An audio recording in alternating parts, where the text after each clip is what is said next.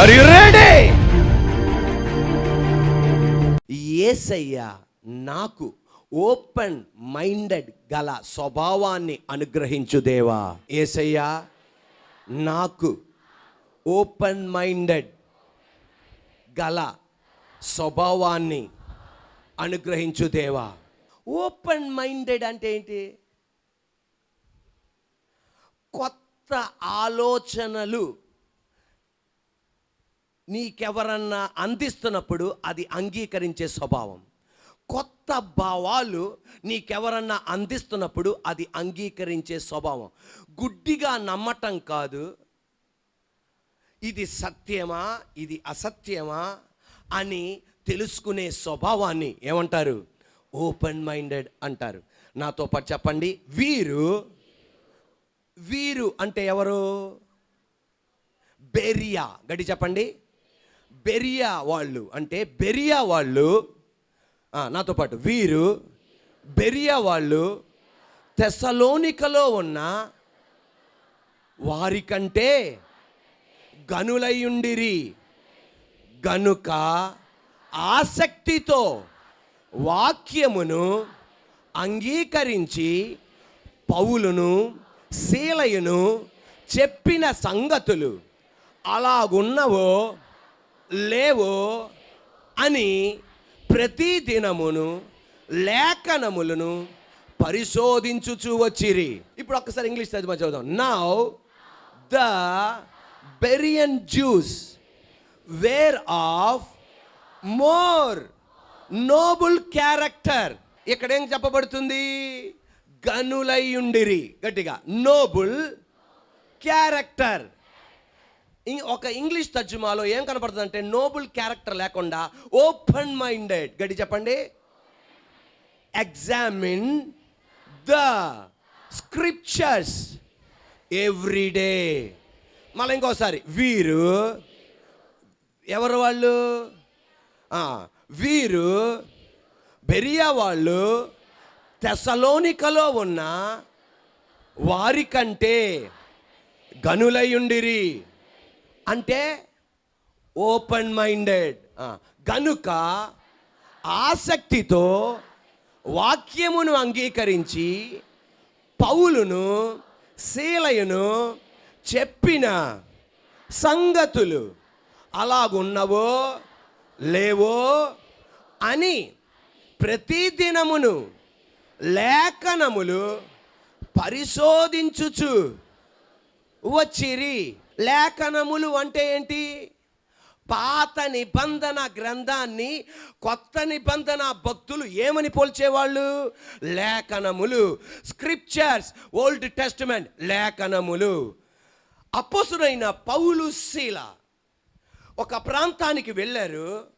ఆ ప్రాంతములో ఒక బాలికకి దెయ్యం పట్టింది. పుత్తోను అన్న దెయ్యం పడితే యేసయ్య అధికారముల నామములో ఆ దెయ్యాన్ని వెళ్ళగొట్టారు. తద్వారా ఆమె స్వతంత్రురాలై మా అమ్మతో నేను ఉంటాను, మా నాన్నతో నేను ఉంటాను, మా అన్న తమ్ముడు అక్క చెల్లితో ఉంటాను, అప్పుడు దాకా యజమానులతో ఉన్నామా, నా కుటుంబ సభ్యులతో నేను ఉంటాను అనగానే యజమానులకు బాధ వేసి బైబిల్ చెప్తుంది చెరసాల అధికారి దగ్గరికి తీసుకువెళ్ళి చాలా కర్ర దెబ్బలు కొట్టించారు. బైబిల్ చెప్తుంది తర్వాత కొరడాతో కొట్టించి చెరసాల లోపలి భాగములో వేస్తే వాళ్ళ కాళ్ళు బోండాలతో బిగించి పడేశారు. అక్కడ పౌలు శీలలు ప్రార్థన చేస్తూ దేవుణ్ణి ఆరాధిస్తూ ఉండగా దేవుడు వాళ్ళ ప్రార్థన విన్నాడు. దేవుడు వాళ్ళ స్తుతిని అంగీకరించాడు. భూకంపాన్ని తీసుకొచ్చి షేక్ చేసి ప్రతి సెల్ తలుపులు తెరవబడిపోయినాయి.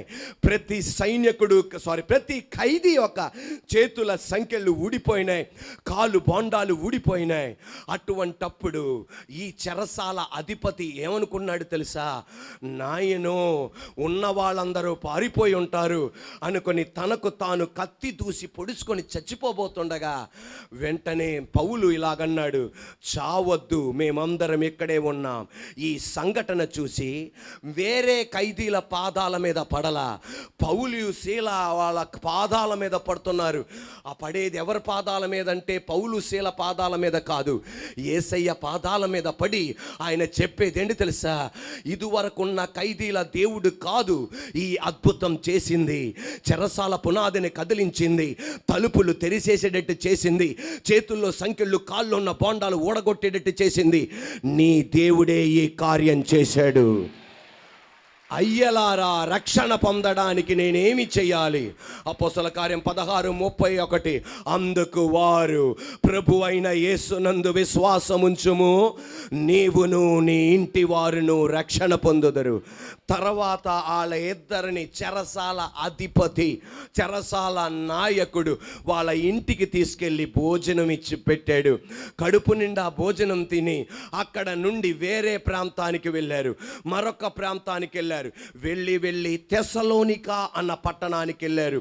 తెసలోనికా అన్న పట్టణానికి వెళ్ళి యేసు ప్రభు గురించి చెప్తుంటే వాళ్ళు అంగీకరించలా, చెవులు మూసేసుకున్నారు.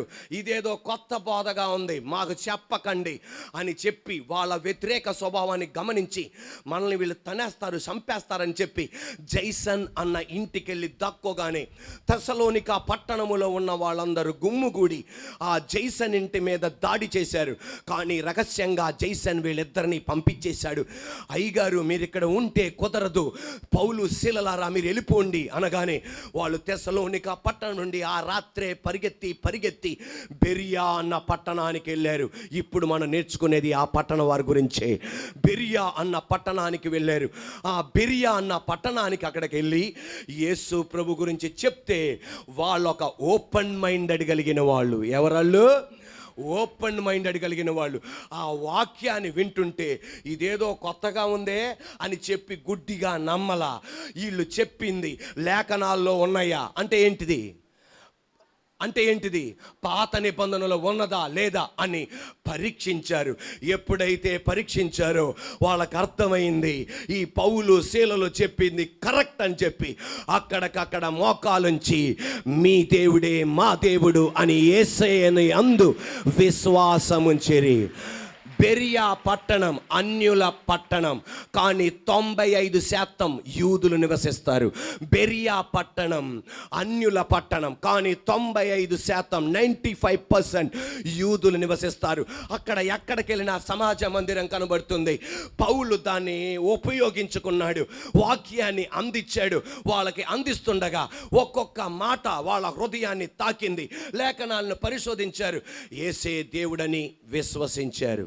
Are you ready? ఇది జరిగిన సంఘటన.